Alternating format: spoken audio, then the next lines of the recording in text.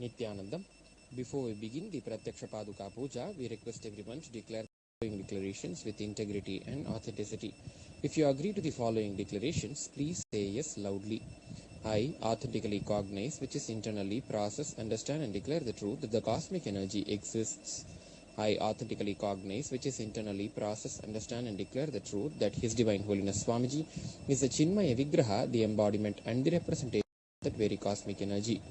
I authentically cognize, which is internally process, understand and declare the truth that whatever I offer to His Divine Holiness Swamiji during the Pratyaksha Paduka Puja will reach the cosmic source of energy directly. I authentically cognize, which is internally process, understand and declare the truth of Sohamasmi, that even when I worship, I am Him. Let us now enter into the Pratyaksha Paduka Puja. Please take some flowers in your hands and keep your hands in the Namaskara Mudra in front of your heart as we enter into the Guru Vandanam. Om Nityanandam Paramasukhadam Kevalam Jnanamurtim Dvandvatitam Gagana Sadrisham Tattvamasyadilaksham Ekam Nityam Vimalamachalam Sarvadhi Sakshibhutam Bhavatitam Trigunarahitam Sadgurum Tam Namami. Nityanandeshwara Paramashiva Samarambham Nityanandeshwari Parashakti Madhyamam Asmadacharya Paryantam Vande Guru Paramparam. Lalate Tripundri Nitila Krita Kasturi Tilakaha Sphuranmala Dhara Sphuritakatikaupi Navasanaha Dadhano Dustaram Shirasi Phanirajam Shashikalam Pradipas Sarvesham Arunagiri Yogi Vijayate. Offer the flowers at the feet of His Divine Holiness Swamiji. The next is Achamanam. For each of the following mantras, please pour one uddharani of water onto your right palm and drink the water along with the chanting of the mantra internally. Om Atmatattvam Shodhayami Svadha. Om Vidyatattvam Shodhayami Svadha. Om Shivatattvam Shodhayami Svadha. Wash your right hand with little water. Now with the base of your right hand thumb, wipe your upper and lower lips from the right hand side to the left hand side twice. Om Ham Hridayaya Namaha. Wash your right hand with little water. Now with the tips of your right hand, index finger, middle finger and ring fingers joined together, touch little above your upper lips, then below your lower lips. With the tips of your right hand, index finger and thumb joined together, touch your right nostril, left nostril. With the tips of your right hand, ring finger and thumb joined together, touch your right eye, right ear, left ear. Wash your right hand with little water. Now with the base of your right hand thumb and the little fingers joined together, touch your navel, your right chest, left chest, and with all the fingers of your right hand joined together, touch the crown of your head, your right shoulder, left shoulder, and your heart center. Now please take some flowers in your right hand and allow the fists of both your hands to be clenched into your palms, and with the knuckles of the middle fingers of both your hands, tap the sides of your head along with the chanting of the mantra.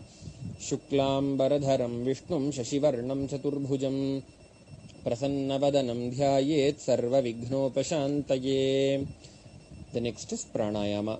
As the Samhita mantras are being chanted, closing the right nostril, inhale slowly through the left nostril. Once you have inhaled fully, close both the nostrils and hold the breath inside as long as possible. Once you can no more hold, exhale through the right nostril alone, very slowly. Om Hum Ishanamurdhaya Namaha. Om Him Tatpurushavaktaraaya Namaha. Om Hum Aghora Hridayaya Namaha. Om Him Amadevuhyaya Namaha. Om Hum Sadyojatamurte Namaha.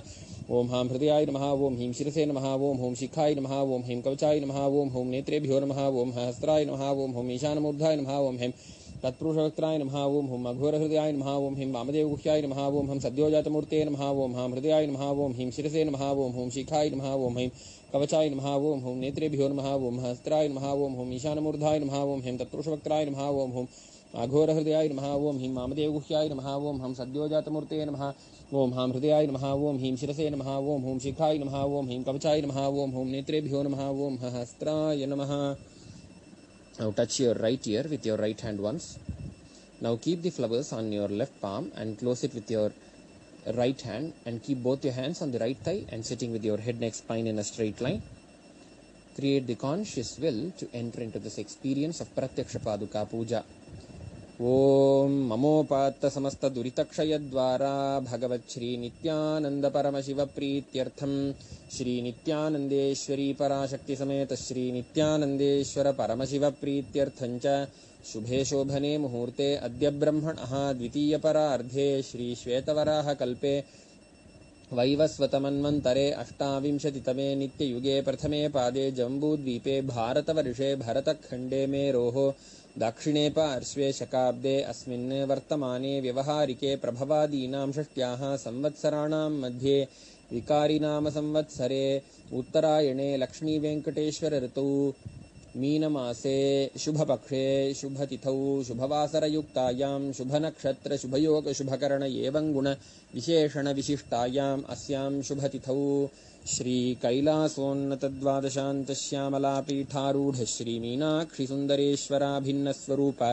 परशिवपुत्र Ratnakumar गुरुमण्यतुल्यावतार Shri Parvati स्तन्यपानलब्ध दिव्यज्ञान विश्रुत सकल निगमागमसारभूत द्राविड वेद प्रवक्त्रे श्रीमत्परमशिवकरुणा समधिगत मुक्तामय चतुरश्रया नगीयमान छत्रचामर श्रीचिह्नकाहलादि समस्त बिरदावल्यलंकृत ज्ञान विज्ञान चक्रवर्ति सर्वजन संघ सद्यो निर्वाण दीक्षा व्ययापवर्गवर्ष विश्राणजीमूत परमत कलभ केसरी शैव सिद्धांत स्थापनाचार्य श्री राजाधिराज पांड्य महाराज गुरु क्षपण शाक्यादि महांधकार निवारण ज्ञान भानु वीक्षणानर्हार्ह ध्वजोच्छेदन पूर्वक श्रीमद्वृषभध्वज स्थापक शैव समय कर्त्रे सर्वज्ञ पीठारूढ़ श्री जगद्गुरु श्री ज्ञान संबंध देशिक स्वामी वागीश सुंदर माणिक्यवाचक स्वामी नाम अवतार भूत श्री ज्ञान संबंध स्वामी पुनरुद्धृत श्यामला पीठ सर्वज्ञ पीठ त्रिणवत्युत्तर द्विशततम गुरु महासन्निधान अरुणगिरि योगीश्वर परंपरागत अरुणाचल सर्वज्ञ पीठ गुरु महासन्निधान कैलास परंपरागत कांची कैलास सर्वज्ञ पीठ त्रयस्त्रिंशदुत्तर द्विशततम गुरु महासन्निधान नित्योत्सव नित्यमंगल नित्य कल्याण नित्य रजित कैलास परंपरागत आदि कैलास नित्यानंद पीठ महासंस्थान महासिंहासन पीठ कर्त्रे साक्षात् श्री परमशिव समुद्भूत कैलास परंपरागत वैवस्वतमनु इक्ष्वाकु हरिश्चंद्र भगीरथ श्रीरामचंद्र शूरसेन इत्याद्यनवच्छिन्न सार्वभौम चक्रवर्ती परंपरागत चतुष्षष्टि योगिनी मंडित चतुष्षष्टि संप्रदाय प्रवर्तक मनुधर्म शासन सूर्य वंश प्राप्त सर्वज्ञ पीठ सुरांगी साम्राज्य मूर्धाभिषिक्त चूड़ामणि साक्षात् श्री परमशिव समुद्भूत कपिल महागुरु पुनरुद्धृत महानिर्वाणी पीठ अष्टोत्तर सहस्र श्री महामंडलेश्वर साक्षात् श्री परमशिव सिंहासनाभिषिक्त समस्त गणनायक श्री महागणपति समारंभ अनवच्छिन्न पीठाधीश्वर गुरु परंपरा प्राप्त अटल पीठ अष्टोत्तर सहस्र श्री अटल पीठाधीश्वर धर्म मुक्ति स्वर्गपुर स्वर्णपीठ त्रयोविंश गुरु महासन्निधान कैलास परंपरागत आदिपीठ सर्वज्ञ पीठ जगद्गुरु श्री कैलास पुनरुद्धारक श्री कैलास परमाचार्य श्रीमत् परमहंस परिव्राजकाचार्य वर्य सच्चिदानंद प्रणव स्वरूप श्रोत्रिय ब्रह्मनिष्ठ श्रीमज्जगद्गुरु श्रील श्री भगवत् श्री नित्यानंद परमशिव श्री ज्ञान संबंध देशिक परमाचार्य स्वामिनां प्रीत्यर्थं तेषां पादारविन्दयोः भक्ति सिद्ध्यर्थं गुरुकृपा कटाक्ष सिद्ध्यर्थं क्षेम स्थैर्य वीर्य विजय आयुरारोग्य ऐश्वर्याणाम् अभिवृद्ध्यर्थं धर्मार्थ काम मोक्ष चतुर्विध फलपुरुषार्थ सिद्ध्यर्थं समस्त दुरितोपशान्त्यर्थं समस्त मंगलवाप्त्यर्थं भगवत् श्री नित्यानंद परमशिव प्रसादेन सकुटुम्बस्य ज्ञानवैराग्य जीवन मुक्ति प्राप्त्यर्थं च श्री नित्यानंदेश्वरी पराशक्ति समेत श्री नित्यानंदेश्वर परमशिव अवतार भूत श्री सर्वदेव देवी स्वरूप भगवत् श्री नित्यानंद परमशिव प्रत्यक्ष पादुका पूजां करिष्ये. Drop the flowers on the ground and wash your hands with little water. Apavupasprishya. Please take the bell in your left hand and ring the bell vibrantly, keeping the bell near your chest level. आगमार्थन्तु देवानां गमनार्थन्तु रक्षसां घण्टानादं करोम्यादौ देवताह्वानलाञ्छनं घण्टादेवताभ्यो नमः. Now please take one flower in your right hand and keep your hands in the Kurma Mudra in front of your heart as we enter into the Manasa Puja.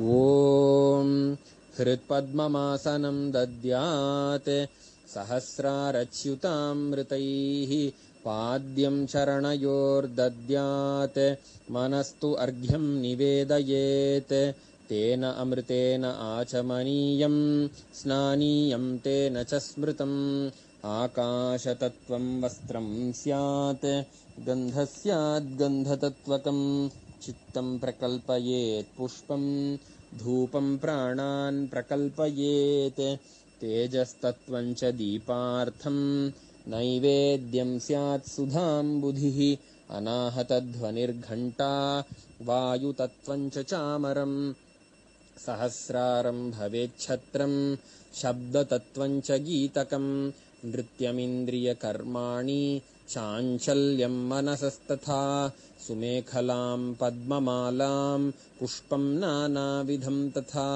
अमायाद्यैर्भावपुष्पैः अर्चयेद्भावगोचरम् अमायम् अनहङ्कारम् अरागम् अमदं तथा अमोहकम् अदम्भं च अद्वेषाक्षोभकौ तथा अमात्सर्यम् अलोभं च दशपुष्पं विदुर्बुधाः अहिंसा परमं पुष्पं पुष्पमिन्द्रियनिग्रहः दयापुष्पं क्षमापुष्पं ज्ञानपुष्पं च पञ्चमम् इति पञ्चदशैर्भावपुष्पैः सम्पूजयेद् भगवन्तं श्रीनित्यानन्दपरमशिवम्.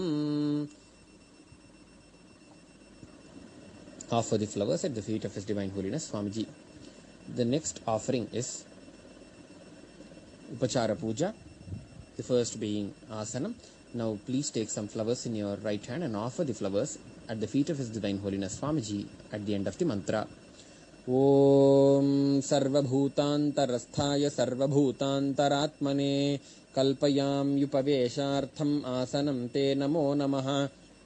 Om Hrim Idam Suvarnasanam Sarvadevadevi Swarupaya Bhagavate Shri Nityananda Paramashivaya Namaha. The next offering is Swagatam. Now please take some flowers in your right hand and offer the flowers at the feet of His Divine Holiness Swamiji at the end of the mantra.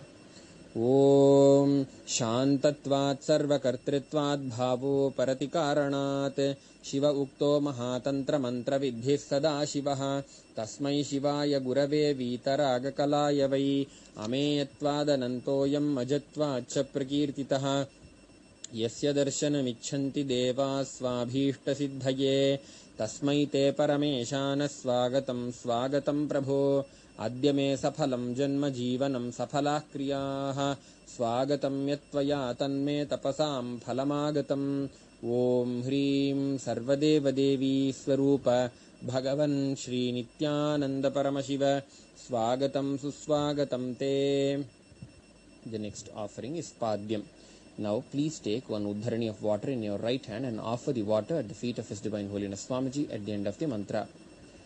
Om Yadbhaktilesha Samparkat Paramananda Samplavaha Tasmai Te Parameshana Padyam Shuddhaya Kalpaye. Om Hrim Etat Padyam Sarvadeva Devi Swarupaya Bhagavate Shri Nityananda Paramashivaya Namaha. The next offering is Arghya. Now please take the conch with the Arghya in your right hand and offer the Arghya at the feet of His Divine Holiness Swamiji at the end of the mantra. Om Durvakshatasamayuktam Bilvapatram Tathaparam Shobhanam Shankhapatrastham Grihana Arghyam Maheshwara. Om Hrim Yeshorghyaha Sarvadeva Devi Swarupaya Bhagavate Shri Nityananda Paramashivaya Swaha. The next offering is Achamaniyam. Now please take one uddharani of water in your right hand and offer the water at the feet of His Divine Holiness Swamiji at the end of the mantra. Om Mandakinyastu Yadvari Sarva Papaharam Shubham Grihana Chamaniyam Tvam Maya Bhaktya Niveditam. Om Hrim Idam Achamaniyodakam Sarvadeva Devi Swarupaya Bhagavate Shri Nityananda Paramashivaya Svadha. The next offering is Madhuparka. Now please take the Madhuparka in your right hand and offer it at the feet of His Divine Holiness Swamiji at the end of the mantra. ॐ सर्वकल्मषनाशाय परिपूर्णसुधात्मकं मधुपर्कमिमं देव कल्पयामि प्रसीद मे। ॐ ह्रीं एष मधुपर्कः सर्वदेवदेवी स्वरूपाय भगवते श्रीनित्यानन्दपरमशिवाय स्वधा।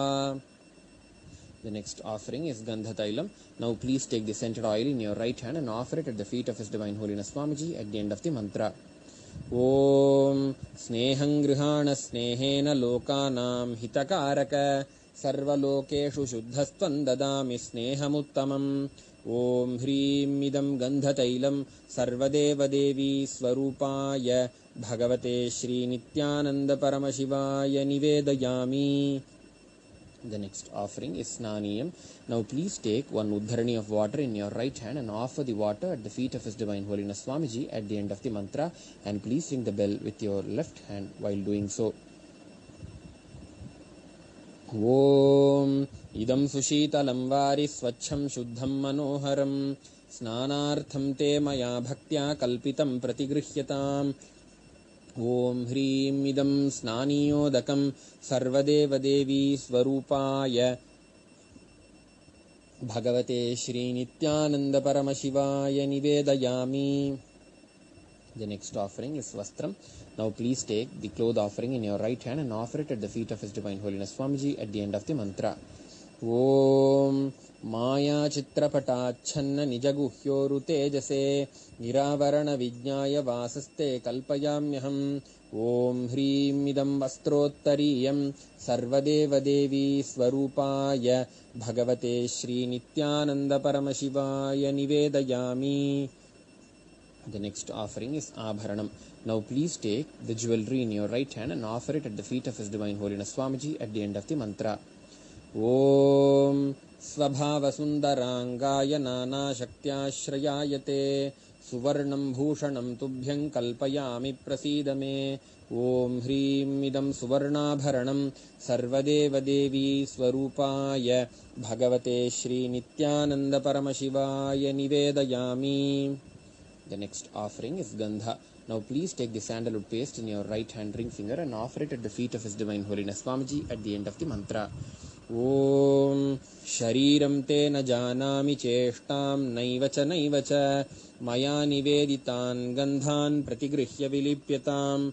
Om Hrim Yesha Gandhaha Sarvadeva Devi Swarupaya Bhagavate Shri Nityananda Paramashivaya Namaha.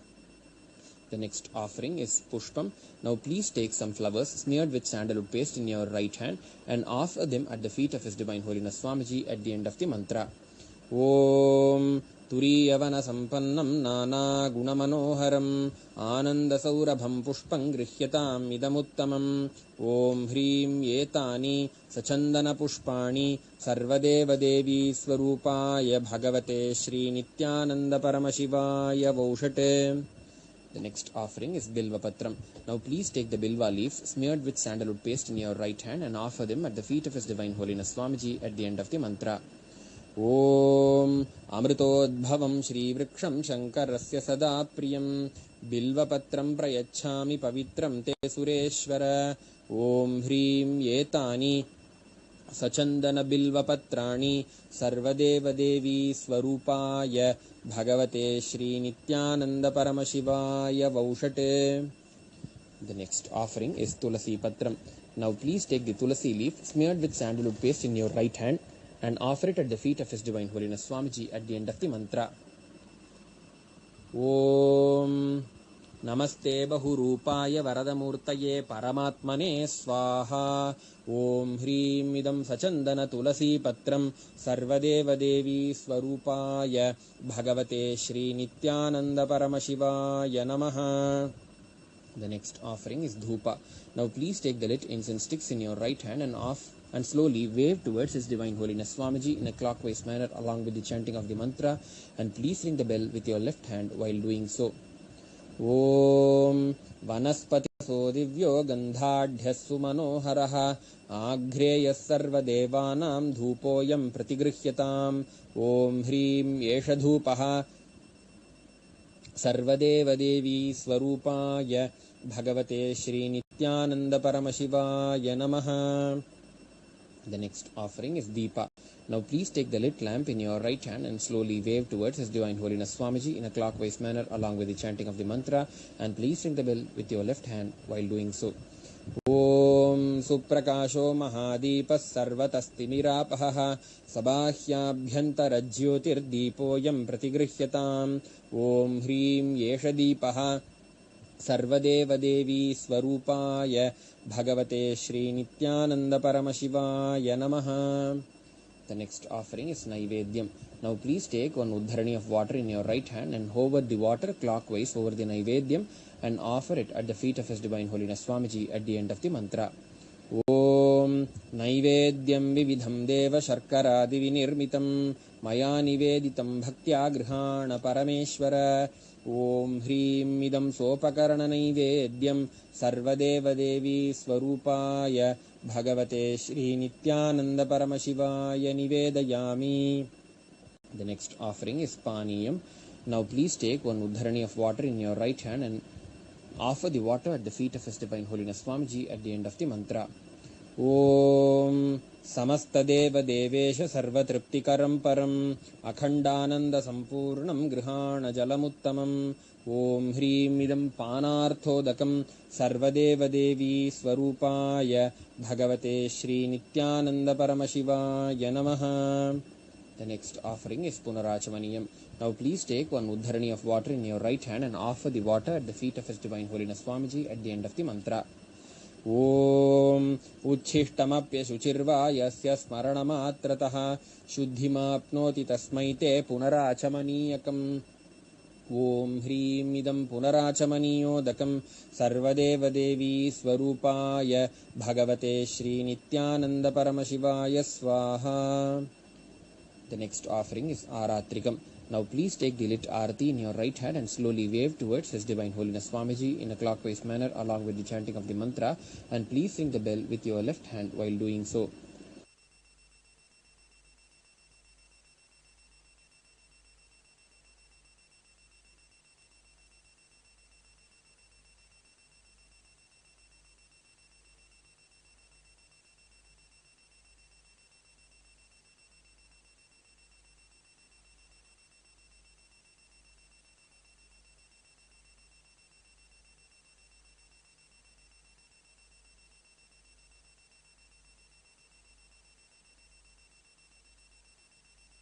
Om Hrim Yesha Deepamala Sarvadeva Devi Swarupaya Bhagavate Shri Nityananda Paramashivaya Namaha. Om Rajadhirajaya Prasahya Sahine Namo Vayam Vai Shravanaya Kurmahe Same Kaman Kamakamaya Mahyam Ameshwaro Vai Shravano Dadatu Kuberaya Vai Shravanaya Maharajaya Namaha. Karpura Gauram Karunavataram Samsarasaram Bhujagendraharam Sada Vasantam Hridayarvinde Bhavam Bhavani Sahitam Namami. Bhavam Bhavani Sahitam Namami. Bhavam Bhavani Sahitam Namami. Aratrikam Samarpayami Bhagavat Shri Nityananda Paramashiva Charana Kamalebhyo Namaha. Now please take some flowers in your hands and keep your hands in the Anjali Mudra in front of your heart and offer the flowers at the feet of His Divine Swamiji at the end of the following mantras. Gurur Brahma Gurur Vishnu Gurur Devo Maheshwaraha Guru Sakshat Param Brahma Tasmai Shri Gurave Namaha. Akhanda Mandala Karam Vyaptam Yena Characharam Tatpadam Darshitam Yena Tasmai Shri Gurave Namaha. Ajnanatirandhasya Jnananjana Shalakaya Chakshurunmilitam Yena Tasmai Shri Gurave Namaha.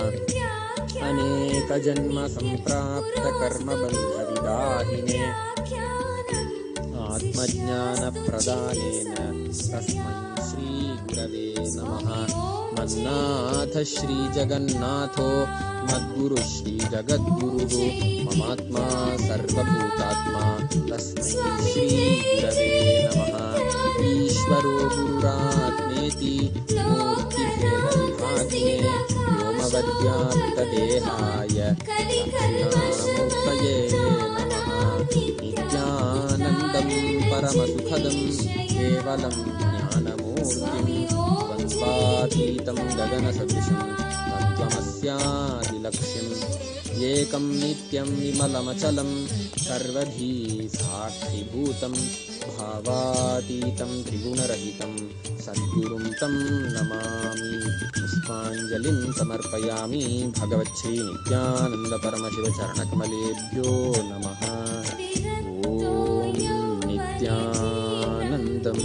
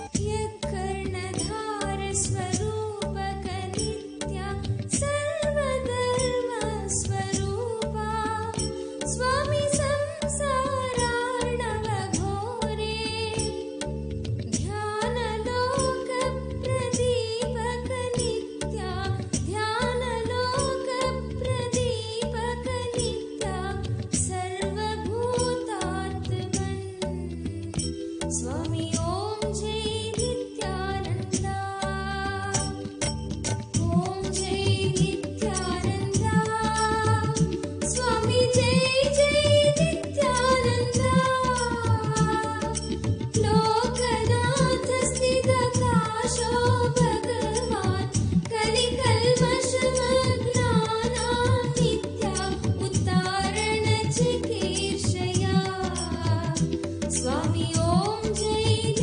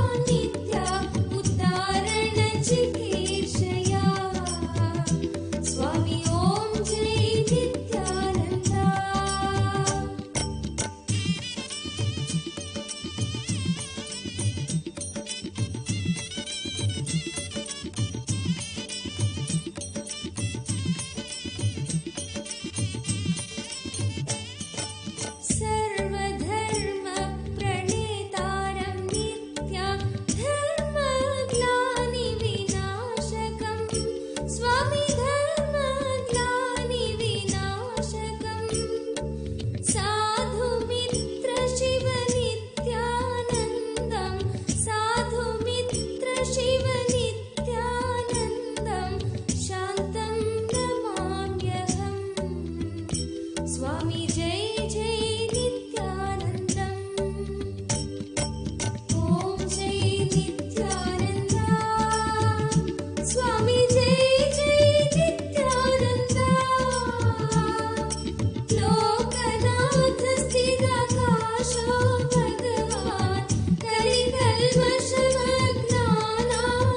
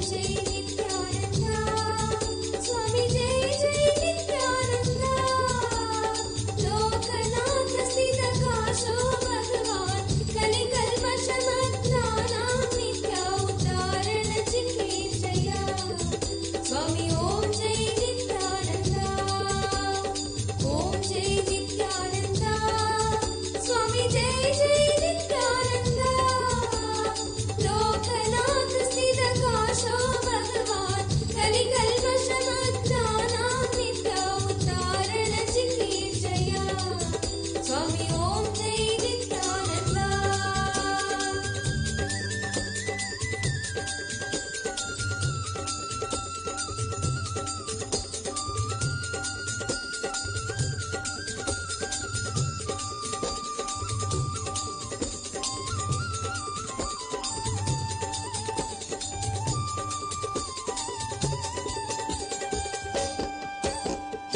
जय परमहंस श्री श्री नित्यानंद स्वामी की जय।